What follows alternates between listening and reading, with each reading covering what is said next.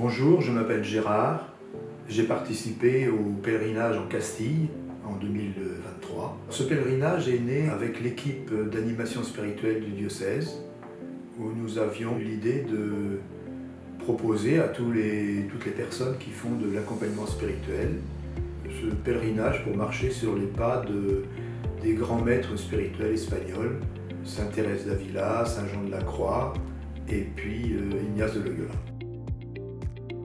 Alors nous avons visité d'abord sa maison natale, la casa natale, nous étions logés à la casa natale, et puis le premier couvent, elle était engagée comme carmélite. Ensuite nous avons été sur les pas de Saint Jean de la Croix, à Ségovie, et puis en fin de semaine, nous avons quitté la Castille pour remonter dans le Pays Basque et aller à Loyola, sur les pas d'Ignace de Loyola.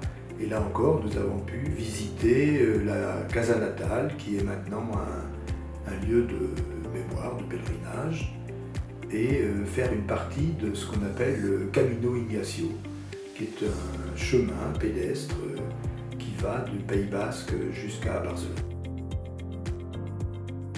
Alors ce pèlerinage m'a permis de bien entrer dans la spiritualité carmélitaine, que je ne connaissais pas très bien, et de marcher sur les pas de Sainte Thérèse d'Avila. Nous avons eu la chance de pèleriner autour de Madrid, et il se trouve que Thérèse d'Avila n'a pas beaucoup quitté les environs de Madrid, donc c'était effectivement intéressant de voir le lieu où elle a vécu, où elle est née, où elle a vécu, à Avila, et puis de visiter quelques-unes des fondations qu'elle a impulsées en Castille. Et aussi, très important, de comprendre pourquoi, à un moment donné, elle a eu cette révélation de la réforme du Carmel pour créer les carmes déchaussés.